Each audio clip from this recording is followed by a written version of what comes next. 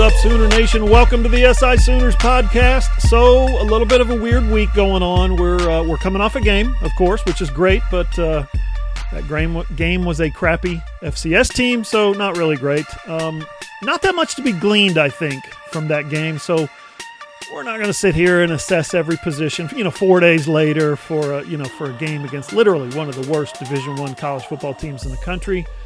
And then two, there's no game this week. It's an open date.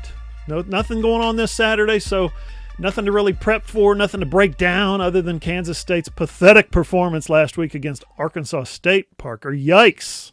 Yeah, that was not a good look for the Wildcats or the Big 12. I mean, hey, the Sun Belt went 3-0 against the Big 12. And that feels really weird to say, John. I hope that feels as weird to hear for you as it does for me to say. The Sun Belt went 3-0 against the Big 12 in Week 1. I mean, you're going to see that kind of, it's just that's the kind of year it's going to be, John. You're going to see crazy stuff all year across college football just because everything is going to be different in a pandemic-afflicted world, and we're going to see upsets. We're going to see teams have to play shorthanded, and I'm really looking forward to it because it's utter chaos. Everything's up in the air. We don't know if it's just going to be Clemson and Alabama at the top of the college football landscape come January again. It could be just about anybody. Man, the Big 12 is a Power 5 team. The Sun Belt Conference, the Sun Belt is a group of 5. If you add 5 and 5 together, that's 10. The Sun Belt is generally regarded as the 10th best conference. Woo! That was a bad weekend for the Big 12. We will get into our topics here in just a bit. Let's just say we're going to take a hard look at the news coming out of some other conferences, not the Sun Belt, and how that news could affect the Big 12, and in particular, of course, Oklahoma. I'm John Hoover. I'm in Tulsa. That's Parker Thune. He's in Norman. Thanks for listening to the SI Sooners podcast, and thanks again for watching the SI Sooners podcast on YouTube. You guys are great. Thanks to our advertisers also who have jumped on board. Big shout out to Trade Pros for being the first in line. So, Parker, we record this as usual on a Wednesday, but man, I'm telling you, it was a big Tuesday night in the Hoover household last night. You're sitting down for the first time since I think March 13th. I took my beautiful wife out to dinner at a restaurant, at an actual restaurant, and we got out of the car and we sat down at the restaurant. We started small. Okay, we ate on the patio at Red Robin. She kind of said she wanted some Red Robin. I think she had seen a commercial or something, but Mrs. Hoover took a brave step last night. I was proud of her. First of all, I got tested last week twice for COVID, and twice I got a reading of not detected. So I'm in the clear, although I realize that could change at any moment, but she has not been tested. Now listen, she's had a few problems with asthma over the years, so we as a family have been very diligent about keeping her safe, about not going out, about washing our hands, keeping our distance, all that stuff. I probably have been a little less diligent as we've gone along, going to the grocery store and sitting down at a restaurant once in a while. I went to Starbucks one time and used their Wi-Fi. My son and I drove to Maine in June, Parker, and we hung out with my daughter. They just opened up restaurants in Maine the week before. So you better believe we hit 4 restaurants the week we were there. We wore a mask, we washed our hands, we kept our distance, but that whole thing. But yeah, man. The last time my wife actually sat down at a restaurant was March 13th, the night before my daughter flew back to Maine for her spring break. Man, Parker, I think it's just another step. That's why this is so important to me.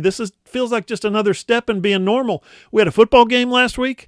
Had dinner out last night, and I got a haircut today, Parker. Normal. How about that? We're returning to some sense of normalcy, one step at a time. And hey, John, we'll get to the big issue a little bit later on. But hey, we're starting to see all these conferences jump back into playing football again in the fall. So if that doesn't lend credence to the notion that stuff's going back to normal, I don't know what does. And yeah, haircuts, restaurants, all this stuff coming back to us, albeit with limited accessibility. It's exciting to see. And granted, we're nowhere near out of the clear on this, and I don't think we will be for a while. But even if you listen to Lincoln Riley in his press conference yesterday explaining the new rapid testing system that the university has at its disposal for its football program, he's really excited about the way that this is all progressing and how little by little, step by step, we're making progress toward getting back to the way things were pre-COVID-19. Yeah, man. Let's talk about that big news of the day. The Big Ten is the big daddy. They're going to play football. Thank God. First of all, are we sure this time? Are we really sure this time that that's what you want to do, Kevin Warren and the Big Ten presidents? Because this has been an option for you guys for a couple of months now. And the last time you voted on it, I think it was 11-3. And today we find out it's the other direction, 14-0, unanimous, they say. We don't know. Maybe they'll never reveal that. But I hate to sound like old antivirus Hoover here, Parker, but the Big Ten kind of chickened out. They had their chance 2 months ago, and they kind of chickened out. They had their chance again a month ago, and they kind of chickened out. I've seen the plan, and I'm about 30% confident that they're going to be able to pull this thing off. They start on October 23rd, 24th, championship game on December 19th. Parker, 9 games in 9 weeks, you think that's going to work? Absolutely not, John. I think if what we saw transpire in week 1 is any indication, there's absolutely no chance that all 14 Big Ten teams play 9 games in 9 weeks. Look, there are going to be cancellations, especially given the guidelines that the Big 12 announced for game cancellations. Their thresholds as to when they rule, okay, you know what, this is too much of an issue for this particular team, you're not going to play this week. With those in mind, I don't think there's any chance. There might be some teams. There might be a couple teams that get all 9 games in. But if you're expecting every single team in the Big Ten to play 9 games in 9 weeks, then you haven't fully dealt with the reality of the COVID-19 pandemic. The Big 12 had 3 games canceled in week 1 alone. Week 1 alone. Who knows how many they're going to have in the next 9 weeks of action.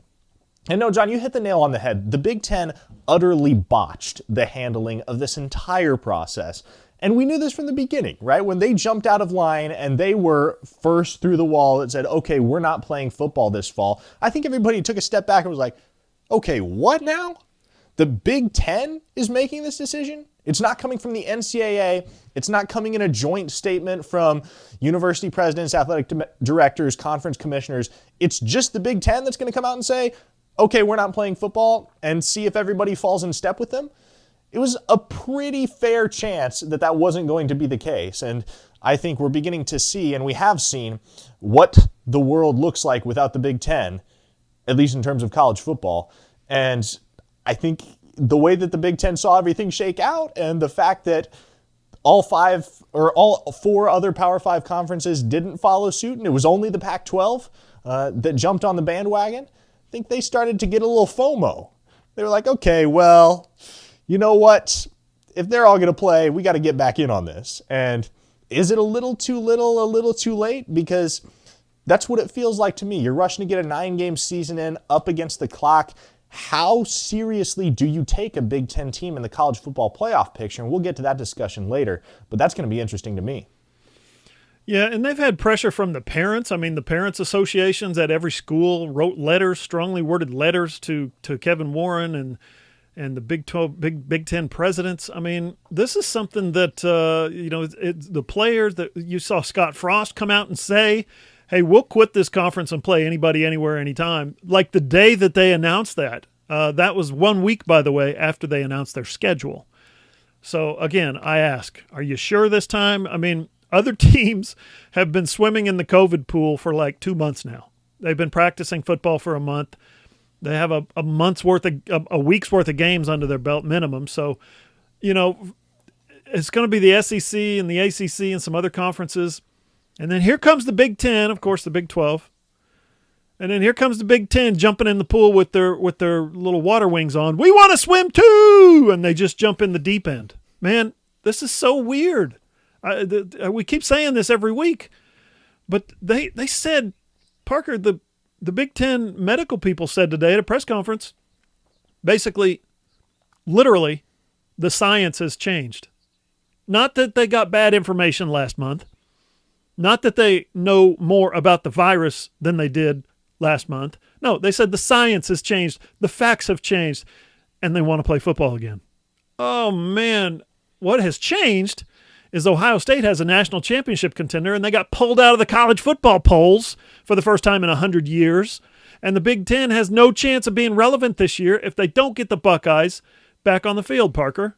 But yeah, John, can the Big Ten acknowledge where they went wrong? It's not that the science has changed. It's not that the facts have changed. It's that objectively, they were premature in shutting down their 2020 college football season. They were way ahead of the clock. They jumped the gun, and it came back to bite them. And we got that sense, right? As soon as the Big 12 issued that decision and Kevin Warren was pressed on it, you started to get the sense that, okay, they don't have all the knowledge, they don't have all the facts, they don't have everything in order to make this decision. And I don't know what the motivation was behind levying that initial decision, but I think it was pretty clear to a lot of people very early on in the process that the Big Ten just straight up jumped the gun. And they can blame it on the facts, they can blame it on the science changing. Look, that's not the case. Sure, we've seen advanced testing, as I mentioned earlier. We've seen that become more prevalent, and I'm sure that helps these schools in terms of what they're going to be able to do for their student athletes in the week leading up to a game to ensure their health and their safety when they take the gridiron on Saturday. But look, what it comes down to is that the Big Ten was not in the proper place to issue a decision on the 2020 college football season that early. And they realized it, and they reversed course. Now I'm interested to see whether the rest of the college football world takes them seriously, starting their season on October 24th and playing up until the week before Christmas. Up next on the SI Sooners podcast, we're going to tell you how the Big Ten's return is going to impact college football playoff, as well as other conferences, and especially, possibly, Oklahoma. Hey, are you a business owner looking to get your product out there to the masses? Let's say you run a hotel in Norman, or a car dealership in Oklahoma City, or a restaurant in Edmond, or maybe you're a small online business who creates and sells OU merchandise, and you just want Sooner Nation to come sample your wares. Well, then consider advertising in this space right here on the SI Sooners podcast. SI Sooners reaches thousands of readers, viewers, and listeners literally every day, and the SI Sooners podcast is the ideal place to find your next customer. To advertise, send an email to allsoonersi@gmail.com or DM us on Twitter at @all_Sooners.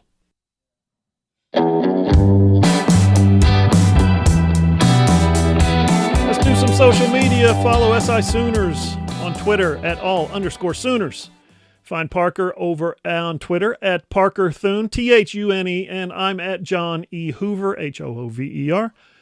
Parker's also on Instagram at Parker Thune, and you'll find me on Facebook, where all the old folks are, at John E. Hoover Media. And the video version, of course, of the SI Sooners podcast, lots of fun, and you'll also find a lot of videos, OU videos, stuff like our post-game wrap-up, which I thought was a blast. People really loved that, Parker. Press conferences, interviews, all the Sooner Summit stuff, and lots more is over at my YouTube channel, John Hoover Media. Again, if you own a business and you like what you hear and you want to advertise, we got a lot of options to fit your needs, from regular commercial spots to sponsorships to just sponsoring a little bit, a segment.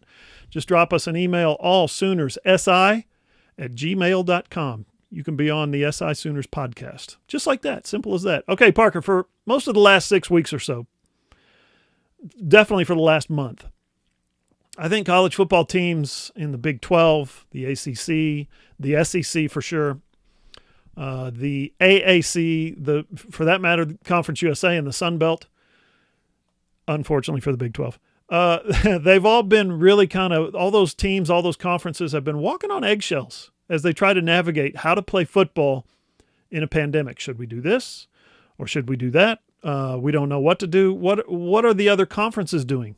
Let's share some information. Let's spend millions of dollars to alter our campuses.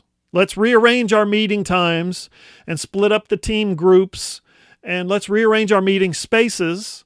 Let's designate, staffers for specific COVID duties. Let's be diligent and proactive and not only wear masks, but also be real active about letting others, making sure others wear those masks. Let's tiptoe through all these precautions in an unprecedented world, and then here comes the Big Ten. We want to play football too! I mean, I'm sure they're going to enact, it's the Big Ten. There's some smart people there. They're going to enact certain protocols and precautions before they kick off in mid-October. Sure. I completely buy that. But you think this is going to work? The rest of the nation has been literally doomsday prepping. okay, in college football. Planning for months. We've been digging bunkers. We've been putting away a year's supply of Spam and powdered eggs and bottled water, and now here comes the Big Ten pounding on the door.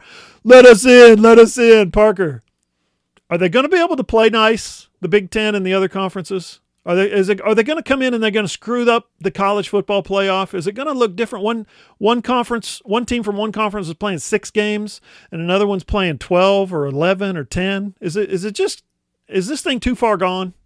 Well, John, I'm just glad that I don't have to be in that room when they pick the college football playoff participants in December, because that's going to be one heck of a discussion, especially if you have a team, as you mentioned, that has played 11 games, and then you have another team that's played 6, especially if that team that's played 6 is an Ohio State, and then say the other team is a 10-1 Auburn or something like that.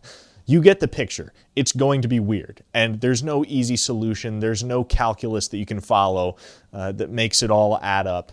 I'm really curious to see, John, what the Big Ten does over the first 2 to 3 weeks of the season, when inevitably they hit these same challenges that a lot of other schools have already hit, which is positive tests, contact traces, large portions of their team getting wiped out. Because as you mentioned, the conferences that are already playing football have been planning for months in order to accommodate their athletes and make sure that they have the safest athletic experience amidst this 2020 season as possible.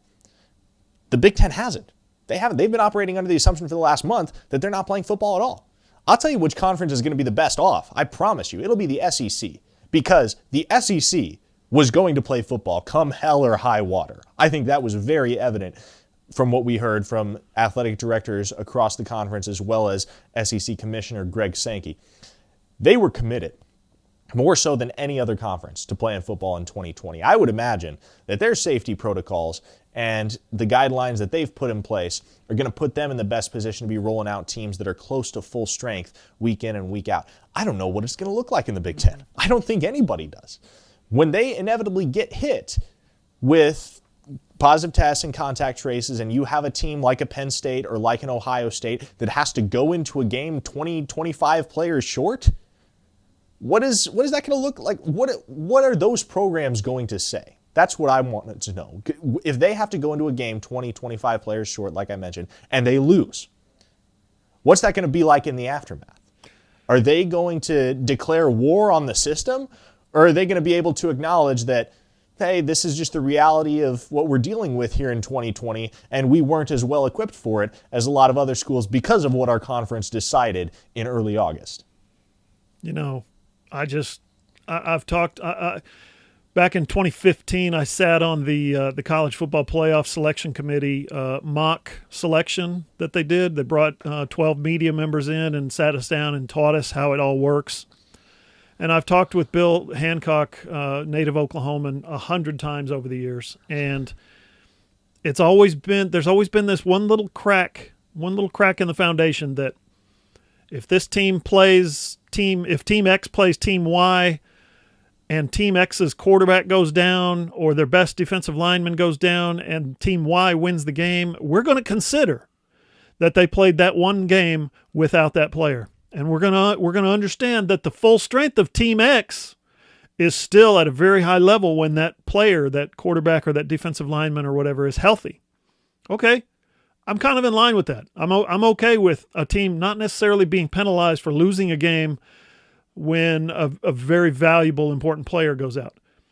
Is the College Football Playoff Selection Committee now going to assess, well, they had 21 positive COVID tests cases that week, and they had 14 contact traces that week, and so they lost that game by 35 points because they didn't have much of a two deep. So they all came back the next week, and we really believe that team that lost that game is going to be able to play through and make a statement in the playoff. I wonder if they're going to treat injuries the way they've treated injuries over the years, if they're going to treat COVID cases like that. One possible outcome of this is that Ohio State goes 7-2 in their 9 games, or maybe 6-3, or maybe they go 6-0. Maybe they, like you said earlier, they go undefeated, they go 6-0, but they get those 3 other games bumped. And the College Football Playoff Committee says, yeah, but it's Ohio State. Look how good they are. Look how many NFL prospects they have. Sure, they lost 2 games, or sure they lost 3 games, or sure they didn't even play 3 games. We're gonna bump them over the Big 12 champion, or the SEC runner-up, or possibly, definitely, a possible Group of 5 team that won all of its games. Whoever that is, whether it's Cincinnati or UCF or App State or maybe Louisiana, right? They're screwed, because this was their one chance ever to get in the playoff. The boys club, the old boys club. Here comes Ohio State and the rest of the Big Ten saying, nah, never mind. We're going to go ahead and we're going to take our place back in line. I know we stepped out of line a month ago. I know we went back to our car and we drove home and we had some nachos and we watched Netflix and we chilled, but we're back now and we want our spot back in line. I mean, the Big Ten has committed to doing this, Parker, and they don't even have a schedule yet. They came out today and said, we're playing football. We'll let you know what the schedule is later in the week. So they've got like a roadmap. They don't have a roadmap. They're taking a road trip, but they don't have a roadmap. Parker, what do you make of that? I have no idea, John. I don't think anyone does. And to tack on to what you were saying earlier, I want to throw one other scenario out at you because I think it's really interesting. I was pondering this today, just scrolling through social media, and I saw a tweet that indicated that Army had called Arkansas State, or maybe it was Central Arkansas, I don't quite recall, but they had called another school literally 15 minutes after their game cancellation for next week and said, hey, do you want to come play? Army's currently ranked in the top 25, sitting at 2-0, looking really, really good. And I think they and a lot of other Group of 5 teams are beginning to realize that this may be the only year ever that a Group of 5 team stands a chance at getting into the college football playoff. They are gung-ho, all in. They're saying we'll play anybody and everybody. So if Army schedules and plays 10, 11 games, wins them all, runs the table, and then a scenario like you mentioned comes to fruition where Ohio State goes 6-3, 7-2, but those couple losses are marred by the significant loss of several of their top players due to COVID-19. Do you bump Ohio State up above a team like Army that has demonstrated we are willing to play anybody amidst this crisis, amidst this global pandemic? We are willing to play anybody because we believe in our team. We believe that this is the one year that we will actually have a chance to compete for the national title, and we're going to do everything we can to get it done. It's no fault of their own that the Big Ten decided early on in the process that they weren't going to play and then jumped back on the bandwagon at the actual last second.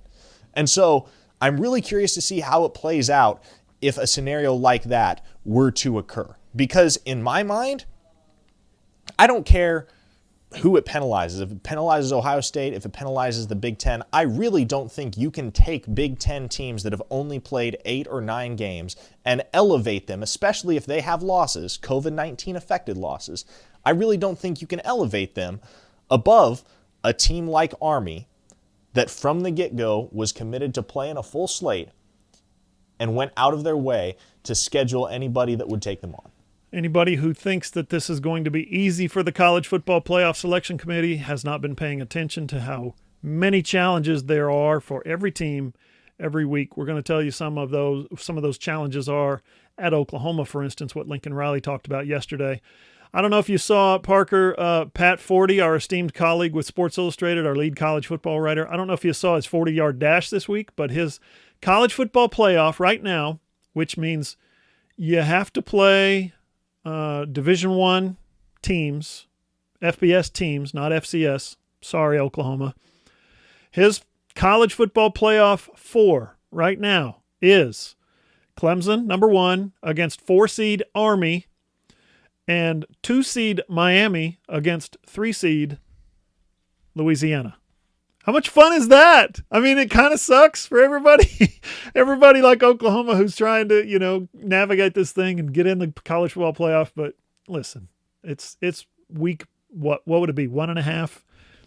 We'll figure it out. Meanwhile, there's the Pac-12 still waiting on their states and their legislators and their governors to figure things out for them. Listen, besides the pandemic, Pac-12 is literally on fire right now. Oregon, Northern California, they got all kinds of problems, and they're serious. So I'll obviously cut them some slack a little. But think about this. The Pac-12 standing among the Power 5 conferences is already at the very bottom, I think. I think the Big 12 has moved ahead of them kind of somewhat permanently and maybe goes back and forth a little bit with the ACC. But yeah, now after this, after everybody plays a 2020 season except the Pac-12, they're going to fall even further behind. Here a decade ago, I was mad that the Big 12 didn't join the Pac-12, and now I'm sitting here feeling sorry for them. Up next on the SI Sooners podcast, enough with these other conferences. Let's talk Sooner football. Hey there, loyal listeners. Parker Thune here with SI Sooners. Are you a business owner looking to get your product out there to the masses? Let's say you run a hotel in Norman, or a car dealership in Oklahoma City, or a restaurant in Edmond. Or maybe you're just a small online business who creates and sells OU merchandise, and you want Sooner Nation to come sample your wares. Consider advertising in this space right here on the SI Sooners podcast. SI Sooners reaches thousands of readers, viewers, and listeners literally every day, and the SI Sooners podcast is the ideal place to find your next customer.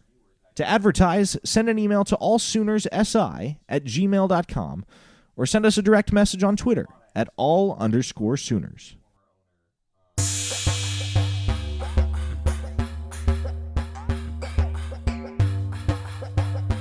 Final segment of the SI Sooners podcast. Tomorrow we get a handful of defensive guys on the old Zoom call, but yesterday we had Lincoln Riley and a handful of offensive guys. First off, I thought Lincoln Riley was very eloquent talking about the ways that college football has changed. Not just what you see on TV, not just the no crowds, the obvious stuff, wearing masks, nobody in the stands, fewer games, the Big Ten changing its mind every 15 minutes. Not that. I mean, the actual heart of college football itself has changed at its very core, and that is personal interaction. Coaches getting to know players, players getting to know players. There's no hanging out in the locker room anymore. There's no, goofing around, jacking around between lifts in the weight room. There's no just, slacking off and just being kids. They actually have, get this from Lincoln Riley, they actually have a locker room monitor who says, okay, you're dressed, hit the road. No crowds gathering in here. You believe that? I mean, the locker room, as Lincoln Riley said, I wrote a story about it today. But Parker, that made me kind of sad to hear Lincoln Riley describe that. Well, yes, John, you're right. It is sad. But again, it's just the reality of the world that we're living in. And interpersonal communication has to change and has to evolve in this season. And we hope that it doesn't have to stay this way for much longer.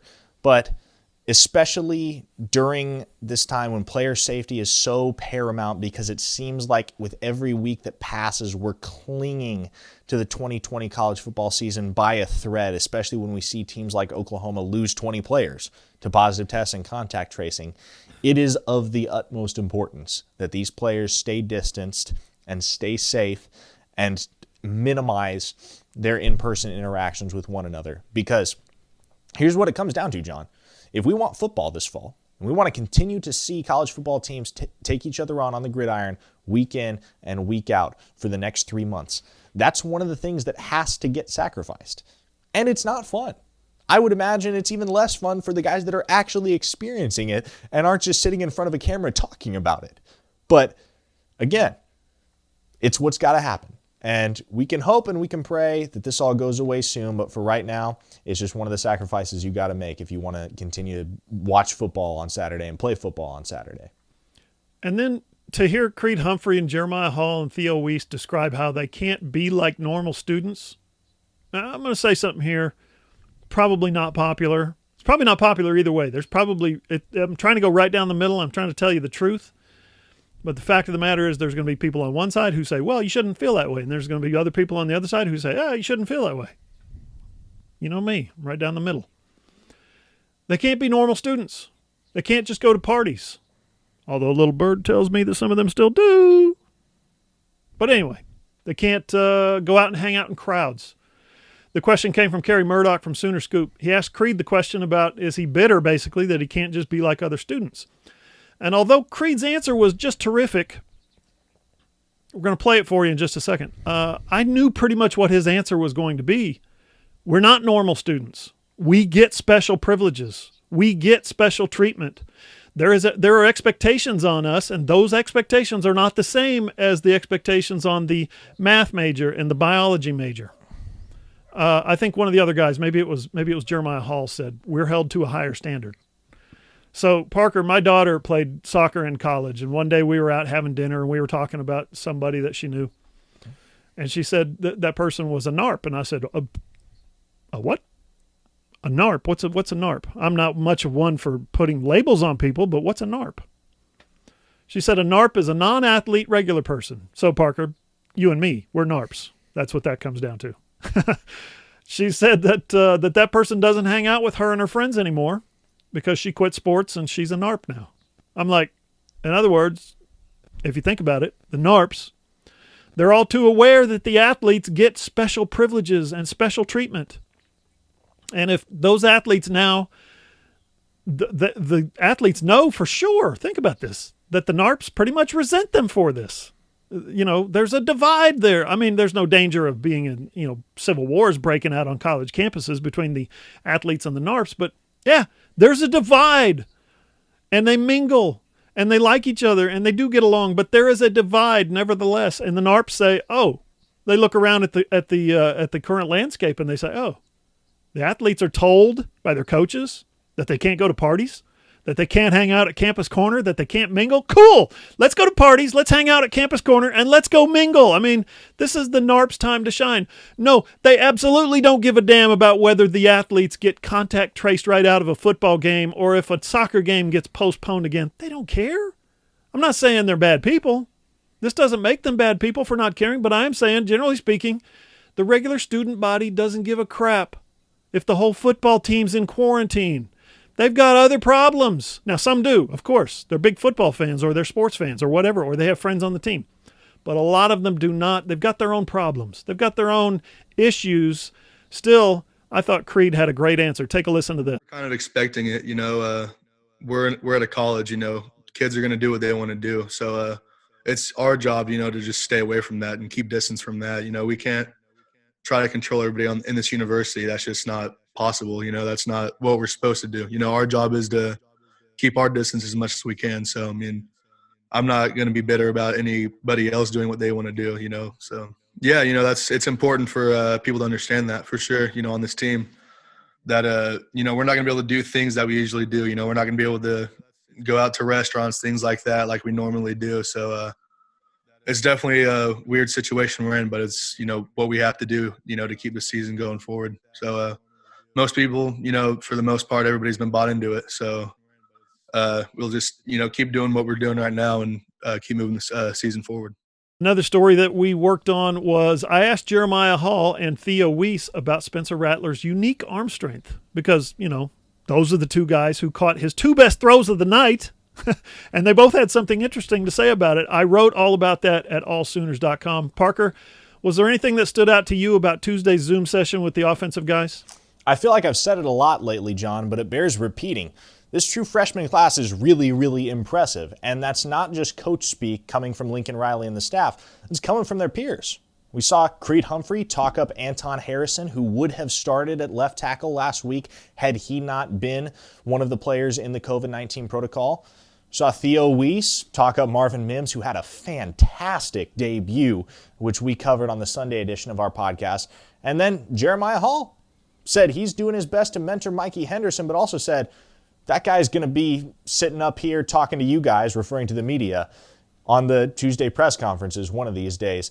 Mikey Henderson, he said, has the makings of a star. And so I don't think at this point in time that it's just Lincoln Riley and just Alex Grinch that perceive the immense potential that this true freshman class has. And we saw flashes of it from a few guys last Saturday. But hey, the veterans on this team, they're very aware of it too. And especially given the circumstances, John, I'm really interested to see how that drives the veteran guys, knowing that they have really, really gifted young freshmen behind them, but they're not losing any eligibility this year. They're not going to redshirt, and they're going to press these veterans and these more experienced guys for playing time. I can promise you that. And Lincoln Riley said as much yesterday. He said, listen, if we got a guy that's going to help us win a game, we're going to play him.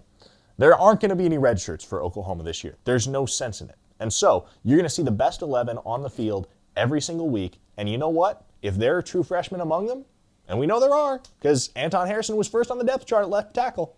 So clearly there are true freshmen among the best 22 on the field. Those guys are going to be the ones that see playing time.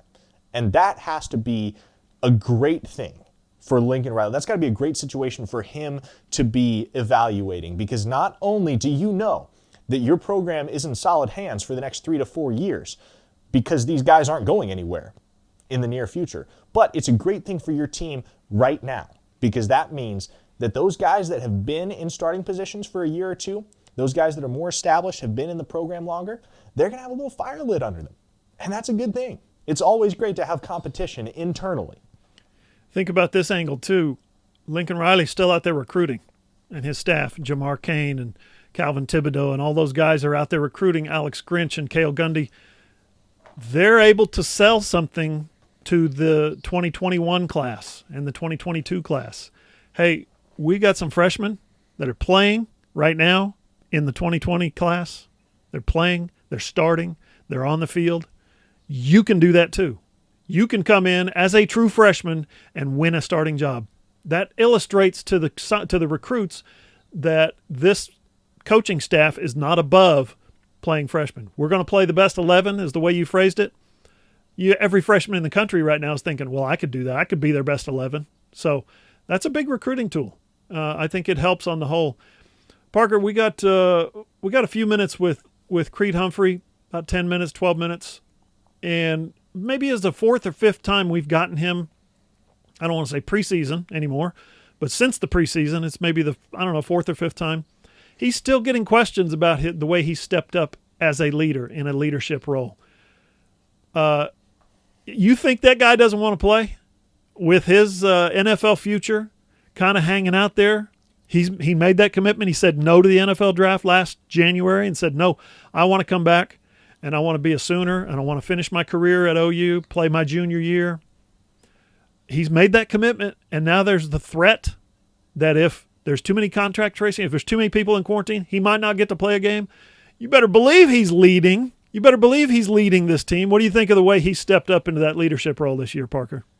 You know, it's really interesting, John, that the one guy who is going to be least affected by the absence of a 2020 college football season is one of the guys that has stepped into one of those primary leadership roles, because Creed Humphrey is going to be a high-end NFL draft pick come next April, whether or not the Sooners play another game here in 2020. That's how good he is. And no one would have faulted Creed Humphrey if he would have gone the same route that Kennedy Brooks and Jalen Redmond did and opted out of the season, because his future is secure. However, he came back because he had unfinished business at OU. He wants to win a national title before he walks. And this year, I would say, based on what we've seen from the Sooners, there's a definite chance that that team is a team that can go out there and win a national championship. Lincoln Riley has that kind of talent on this roster, and their chances are only bolstered by the fact that the Big Ten is a month and a half behind everyone else, and it seems like it's just constant chaos across college football as a whole, and also given the fact that Oklahoma, as we've mentioned several times, has tremendous depth. And so it's not surprising to me just knowing Creed Humphrey. Look, I know where he comes from. My best friend in the world is from Shawnee, Oklahoma. Graduated high school with Creed, knows him very well. That's just the kind of guy that he is. Hard-nosed competitor, wants to be out there on the field, hitting somebody in the mouth, and would much rather be playing football than not playing football. That's the reason he's still here, John. And so you can bet that given his position as a second-year captain and his position as the center in the Sooners lineup and the obvious anchor along that offensive line, he's going to be pushing his guys day in and day out to take the process seriously, take the protocol seriously, take everything that comes with this altered 2020 season seriously, because he wants to be standing on the podium in January. Lord knows what that college football playoff is going to look like, but he wants to be standing on that podium in January, hosting the trophy. Listen to this podcast on iTunes, Spotify, Google, or wherever you get your podcasts, or just go to our website, allsooners.com, and click on the player and listen either on your phone, your tablet, your computer, whatever. Do not forget to check out the video version over on my YouTube channel, John Hoover Media. For Parker Thune, I'm John Hoover. See you guys.